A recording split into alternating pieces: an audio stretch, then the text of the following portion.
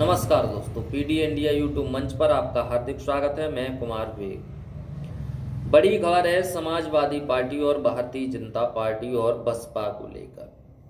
9 सीटों पर जहां उपचुनाव चल रहा है, हर पार्टी अपनी अपनी तैयारी में लगी हुई है। सभी पार्टियां चाहती कि कहीं न कहीं चुनाव जीता जाए और हमारी पार्टी आगे रहे, और हर पार्टी चाहती कि हमारी पार्टी आगे रहे, चाहे बसपा हो, चाहे भाजपा हो, चाहे सपा हो, कोई भी पार्टी हो। सभी पार्टियां अपने अपने लिए ताकत लगा रही हैं, अपने अपने लिए जोर आजमाइश कर रही हैं। लेकिन खबर आ रही है बसपा को लेकर। बसपा को बहुत बड़ा झटका लगने जा रहा है। बसपा जो है 2012 के बाद कमजोर होती ही चली जा रही है। एक बार जब उत्तर प्रदेश के अंदर बसपा का इतना जलवा था कि माननीय मुख्यमंत्री रही बहन जी मायावती, उनका एक बार इतना जलवा था उत्तर प्रदेश के अंदर कि उनके आगे कोई राजनीतिक दल टिकता नहीं था।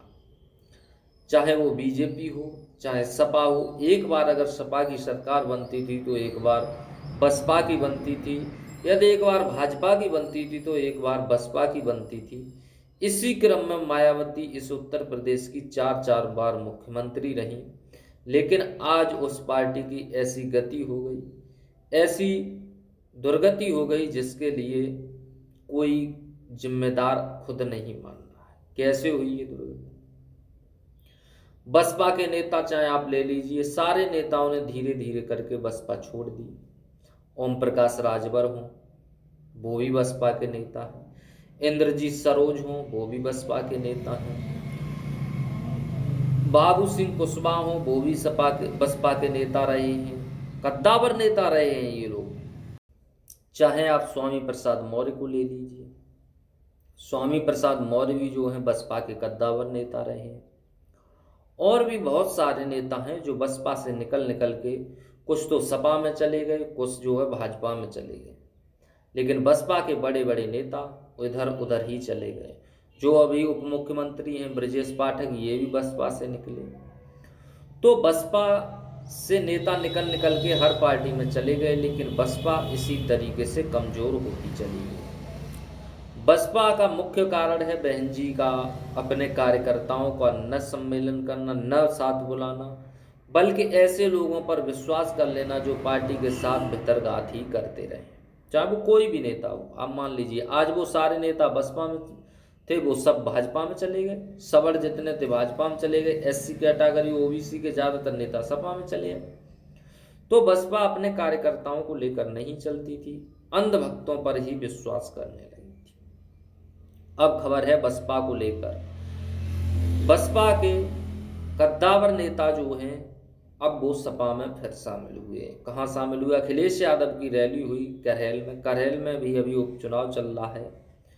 तो करहेल के अंदर उपचुनाव में जहां एक तरफ तेज प्रताप यादव सपा से लड़ रहे हैं, वहीं भाजपा से अनुजेश यादव, उनके ही रिश्तेदार, लड़ रहे हैं चुनाव। अब खबर है बसपा को लेकर। बसपा के कद्दावर नेता हैं जो हैं वो करहेल के अंदर मैनपुरी जिला के बड़े नेता माने जाते हैं प्रभु दयाल जाटव। प्रभु दयाल जाटव विधायक तो नहीं बन पाए, लेकिन बसपा से किसनी विधानसभा से 2 बार विधायकी का यानी विधानसभा का चुनाव लड़ चुके हैं और बसपा के बहुत ही कद्दावर नेता रहे। तो ये अब समाजवादी पार्टी में शामिल हो गए। प्रभु दयाल जाटव के अलावा ये जाटव बिरादरी से हैं, यानी जिसके बिरादरी से मायावती हैं उसी बिरादरी से ये। दूसरे हैं अशोक दिवाकर।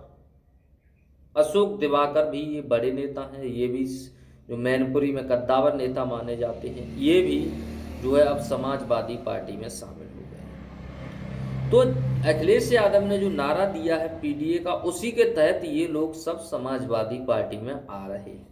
अगला नाम है धीरेन्द्र कश्यप। ये भी बड़े नेता हैं मैनपुरी के अंदर, ये भी समाजवादी पार्टी में अब शामिल हो गए हैं।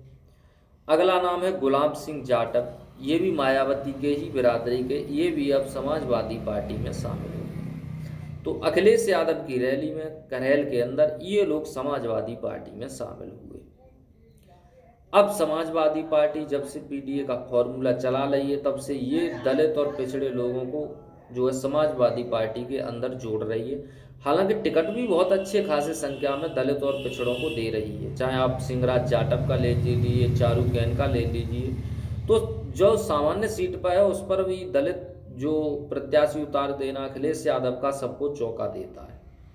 आपको क्या लगता है इन लोगों के सपा में आने से सपा को करेल के अंदर कितना फायदा होगा, हमें कमेंट में जरूर बताएं।